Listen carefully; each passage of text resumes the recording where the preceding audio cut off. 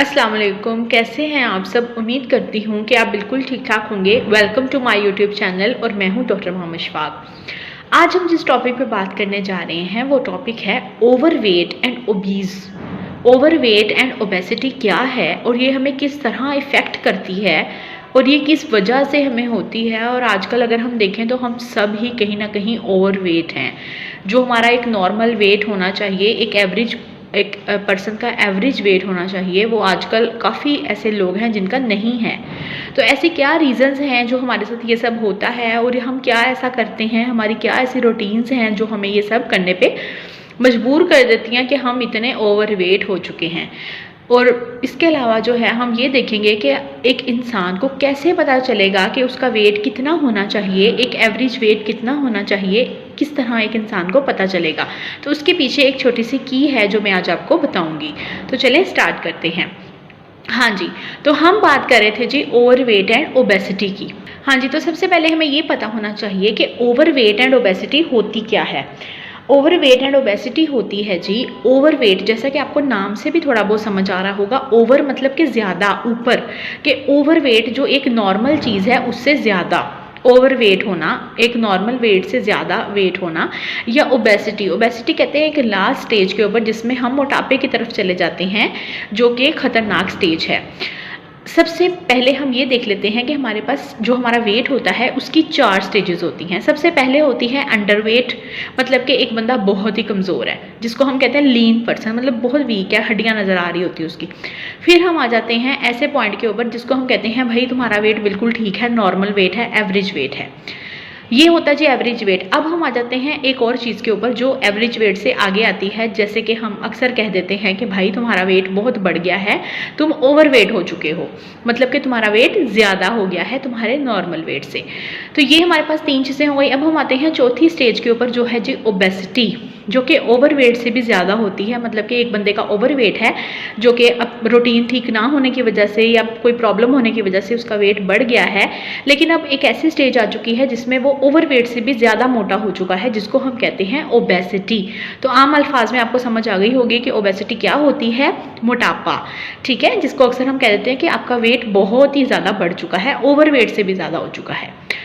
तो अब हम ये देख लेते हैं कि ऐसी क्या प्रॉब्लम्स हैं, ऐसे क्या रीज़न्स हैं जिसकी वजह से हमारा जो वेट है वो इतना बढ़ने लग गया है। काफ़ी सारे लोग हैं, 100 में से 70 से 80% लोग हैं जो आजकल इन सब चीज़ों का शिकार हो जाते हैं बहुत जल्दी, कि उनका वेट ओवर ज़्यादा हो जाता है या फिर ओबेसिटी की तरफ चले जाते हैं। तो जैसे मैंने अभी आपको बताया कि इन सब की क्या रीज़न्स है, आखिर हमारे साथ ऐसा क्या हो जाता है कि हम इतने मोटापे की तरफ या ओवरवेट की तरफ चले जाते हैं। और बहुत सारे लोग इसकी वजह से बहुत परेशानी का उन्हें सामना करना पड़ता है, कुछ लोगों की वजह से, कुछ अपनी हेल्थ की वजह से।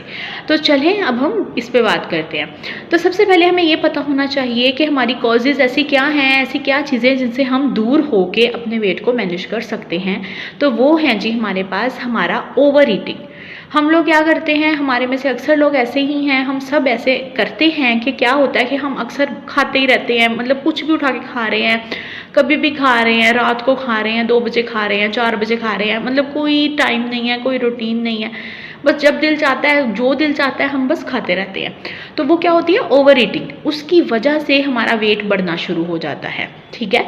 इसके अलावा हमारे पास ओवर ईटिंग तो हो गई, लेकिन अगर हम उसके साथ साथ बिल्कुल मूवमेंट नहीं करते, बस ये है कि खाया पिया, लेटा सोया और उठ के थोड़ा बहुत काम कर लिया और फिर वैसे ही रूटीन, मतलब कि कोई प्रॉपर फिजिकल एक्टिविटी नहीं है, कोई वॉक नहीं करते, कोई घंटा या 2 घंटे रनिंग नहीं करते हैं, वॉकिंग जॉगिंग कुछ नहीं करते हैं, ना जिम यूज़ कर रहे हैं, कुछ भी नहीं कर रहे, बस बैठे हैं और खाए जा रहे हैं। तो ये हमारे पास क्या हो जाता है, ये इसका सबसे बड़ा रीज़न है जो आजकल हम बहुत सारे लोग, जो 100 में से 80 से 70-80% लोग इस वजह से ज़्यादा मोटापे की तरफ जा रहे हैं, क्योंकि रूटीन्स ऐसी हैं कि ज़्यादातर लोगों ने बैठ के ही काम करना होता है। आजकल लोगों की नौकरियां, जॉब्स ऐसी हैं कि ज़्यादातर आपने कंप्यूटर वर्किंग्स हैं, बैठे रहते हैं, बस काम करें, 8 घंटे 10 घंटे बैठना ही है आपने। तो उसकी वजह से हमारे पास ये मोटापे की तरफ बहुत सारे लोग आ जाते हैं। ये था जी इसका एक बहुत बड़ा रीज़न। तो इसके अलावा हमारे पास और भी कुछ रीज़न्स होते हैं जो हमें मोटापे की तरफ या ओवरवेट की तरफ ले जाते हैं। वो लोग जिनको थायराइड्स के प्रॉब्लम होते हैं, गले के प्रॉब्लम्स होते हैं, गले के हार्मोनल प्रॉब्लम्स होते हैं, तो उनकी वजह से भी उनका वेट बढ़ना शुरू हो जाता है। या फिर वो लोग जो स्ट्रेस में रहते हैं, हर वक्त टेंशन में रहते हैं, कोई ना कोई टेंशन हर टाइम उनके सर पे सवार होती है। कोई भी चीज़ है, छोटी सी भी चीज़ है, कोई प्रॉब्लम हुई है तो वो स्ट्रेस लेना शुरू हो जाते हैं, तो उस वजह से भी बहुत ज़्यादा वेट बढ़ता है। बहुत बहुत कुछ लोग ऐसे भी होते हैं जिनका वेट कम भी होता है, लेकिन ज़्यादातर लोग ऐसे हैं जिनकी वजह स्ट्रेस की वजह से या उनकी रूटीन सही ना होने की वजह से वेट बढ़ना शुरू हो जाता है। इसके अलावा हमारे पास डाइट अच्छी ना होने की वजह से भी वेट बढ़ता है, जिसमें हम क्या करते हैं, हम बर्गर्स खा रहे हैं, फास्ट फूड्स खा रहे हैं, तो मतलब कि हमारी डाइट इस तरह की है जिसकी वजह से हमारा वेट बढ़ना शुरू हो जाता है। तो ये थे जी कुछ छोटे छोटे रीजंस। इसके अलावा और भी बहुत रीजंस हैं इस दुनिया में वेट बढ़ने के या मोटापे के, जिसमें से कुछ बीमारियां भी हो सकती हैं। इसके अलावा हमारे पास जैसे कुछ लोग ज़्यादातर बैठे रहते हैं, खाते रहते हैं, या फिजियो जो हमारे पास है थायराइड के प्रॉब्लम्स का शिकार होते हैं। इसके अलावा हमारे पास वो लोग जो एक्सरसाइज नहीं करते, बिल्कुल रनिंग वॉकिंग मतलब कि वॉक तक भी नहीं करते, तो वो लोग भी इस चीज़ का शिकार हो जाते हैं। तो अब हम देख लेते हैं कि हम इसको कैसे मैनेज कर सकते हैं, अपने आप को कैसे ठीक कर सकते हैं। तो सबसे पहली चीज़ है कि एक्सरसाइज तो करनी ही होती है, वॉक करनी होती है, लेकिन उसके साथ साथ हमें अपनी डाइट को मैनेज करना होता है, वो बहुत ज़रूरी है। डाइट का मेन रोल 60 to 70% होता है हमारे पतले या मोटे या हमारे हेल्दी होने पे। डाइट के साथ साथ कुछ एक्सरसाइज 30 to 20%, 20 to 30, 40% हमारी वॉक एक्सरसाइज भी मैटर करती है, हमारी फिजिकल एक्टिविटी भी मैटर करती है। तो डाइट में सबसे पहले हमारे पास चीज़ें होती हैं जी बैलेंस डाइट। हमें पता होना चाहिए कि हमारी डाइट बैलेंस होनी चाहिए, जिसमें हमारे पास क्या क्या होना चाहिए। अगर हम अपनी एक प्लेट तैयार करते हैं एक वक्त की, दोपहर का खाना हमने खाना है, रात का खाना खाना है, तो हमें अपनी एक प्लेट तैयार करनी है। जो हमने खाना खाना है उसमें हमारे पास क्या क्या चीज़ें होनी चाहिए, जो एक मैनेज तरीके से हमें खाना होता है एक एवरेज बंदे के, एक जनरली एक बात कर रहे हैं इस पर हम। तो इसमें हमारे पास होना चाहिए प्रोटीन, थोड़ी मिकदार में प्रोटीन होना चाहिए, कार्बोहाइड्रेट होना चाहिए, फैट्स होने चाहिए, फाइबर्स होने चाहिए, वाटर एंड वाइटामिन मिनरल्स वगैरह होने चाहिए आपकी डाइट में। ये आपकी होती है बैलेंस डाइट। अगर हम इसको आम जुबान में देखें तो क्या क्या होना चाहिए हमारी एक प्लेट में, जो हमने खाना खाना है एक वक्त का, आपके पास रोटी या चावल होना चाहिए, या चावल ले लें या रोटी ले लें। इसके अलावा हमारे पास आप थोड़ी सैलेड ले लें, सालन ले लें जिसमें आपके पास फैट भी आ जाएगा। इसके अलावा हमारे पास जो है वो आप कोई गोश्त ले लें या अंडा ले लें, प्रोटीन आ जाएगा उसके अंदर आपके पास। इसके अलावा आप कुछ वाइटामिन जो कि सब्जी की शक्ल में भी ले सकते हैं, फ़िश की फॉर्म में भी ले सकते हैं, मिनरल्स आ जाते हैं, नमकियात आ जाते हैं आपके पास, और पानी आ जाता है। तो ये सारी चीज़ें जो हैं वो आपको ऐड करनी होती हैं अपनी डाइट में। ये आपके लिए क्या बन जाती है, आपकी बैलेंस डाइट, जिसमें आप अपनी हर चीज़ को थोड़ा थोड़ा करके ऐड करते हैं, जो आपके लिए बहुत बेहतरीन साबित हो सकती है। हर इंसान की अपनी एक डाइट प्लान होता है, हर इंसान के हिसाब से होता है, लेकिन ये मैं आपको सिर्फ एक जनरल बात कर रही हूँ कि हमें क्या क्या चीज़ें ऐड करनी चाहिए अपनी डाइट में जो आपको हेल्दी रख। तो ये कुछ छोटी छोटी चीज़ें थी जो मैंने आपको अभी बताई, थोड़ा बहुत नॉलेज था। इसके अलावा बहुत सारा नॉलेज है इन चीज़ों के बारे में, जो कि बहुत सारे न्यूट्रिशनिस्ट या डाइटिशनिस्ट जो डाइट के डॉक्टर्स होते हैं वो आपको ज़्यादा बेहतर बता सकते हैं। तो अगर कोई भी इंसान डाइट प्लान मैनेज करना चाहता है अपना, तो वो हमेशा डाइटिशियंस के साथ चले, डाइटिशियंस के हिसाब से या अपने किसी डॉक्टर या फिजिशियन के हिसाब से चलें। कभी भी खुद से कोशिश मत करें। क्या होता है कि हम पतले होने के चक्कर में क्या करते हैं, अपनी हेल्थ को भी ख़राब कर देते हैं।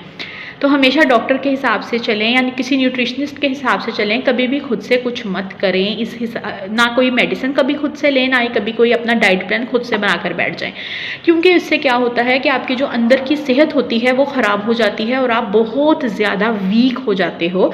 उसके बाद ना तो आप कोई फिजिकल एक्टिविटी कर सकते हो, ना आप डेली के काम सही से कर सकते हो, बल्कि आपको ऐसा महसूस होता है कि यार मैं बहुत बीमार हूँ। आपका मुँह ख़राब हो जाता है, आपका स्किन ख़राब हो जाती है, बाल गिर जाते हैं, तो ये बहुत मसले हो जाते हैं।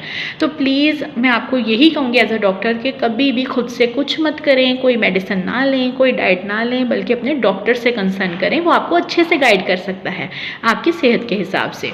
हाँ जी, तो मैंने वीडियो के स्टार्ट में एक और बात की थी कि हम बात तो करेंगे ओबेसिटी और ओवरवेट के ऊपर, जो हमने अभी की, उसकी प्रॉब्लम्स कैसे होती हैं, क्या क्या प्रॉब्लम्स कोजेस सब कुछ। तो अब हम देख लेते हैं कि जो हमारे पास है, हमें कैसे पता चलेगा, एक आम इंसान को कैसे पता चलेगा भाई कि उसका वेट कितना होना चाहिए, एवरेज वेट कि हम मुझे अब अगर मैं अपनी फॉर एग्जांपल मैं अपनी बात करती हूँ तो मुझे कैसे पता चलेगा कि भाई मुझे मेरा वेट कितना होना चाहिए, एक एवरेज वेट। उस हिसाब से मैं फिर कोशिश शुरू करूँगी अपने आप को मैनेज करने की, अपनी डाइट मैनेज करने।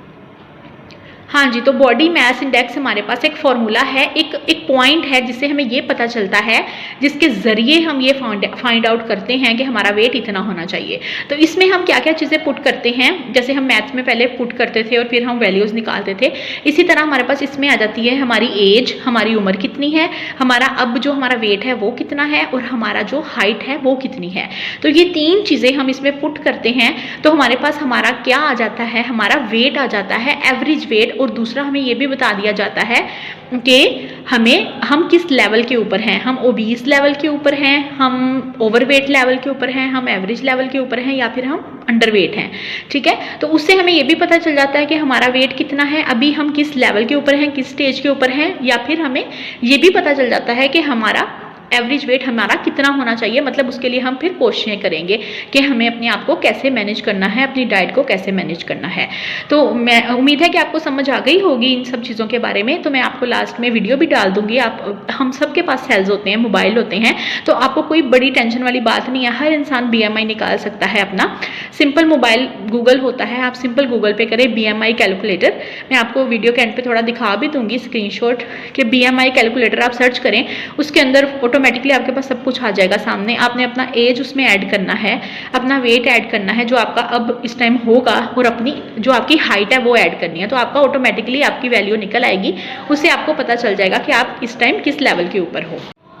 हाँ जी, तो जैसे हम BMI की बात कर रहे थे, वैसे ही मैं आपको थोड़ा सा उसके बारे में भी बता देती हूँ कि बॉडी मास इंडेक्स के बारे में है क्या, उसकी स्टेजेस क्या हैं, उसकी रीडिंग्स क्या हैं। असल में मैंने जैसे अभी आपको शुरू में बताया था कि 4 तरह की स्टेजेस हो सकती हैं, अंडरवेट, एवरेज वेट जो एक नॉर्मल वेट होता है, ओवरवेट, या फिर ओबेसिटी।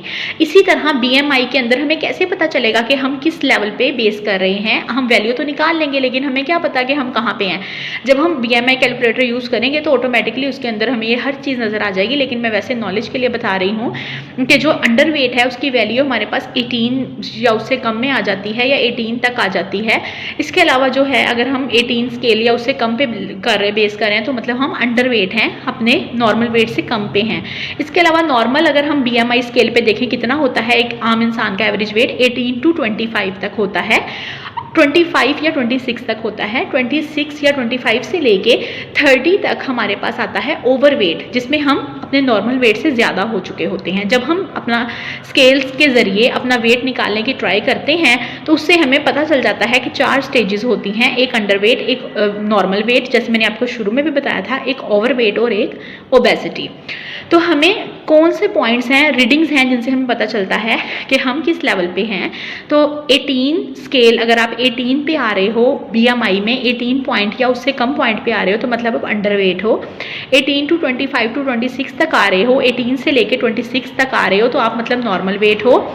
इसके अलावा हमारे पास है, अगर आप 26 से लेके 30 तक आ रहे हो, या 25 से लेके 30 तक दरमियान में किसी भी पॉइंट पे आ रहे हो अपने BMI स्केल में, तो मतलब आप ओवरवेट हो, मतलब आप अपने नॉर्मल वेट से अब ज़्यादा हो चुके हो। अब आपको कोशिश करनी पड़ेगी अपने आप को फिट करने की।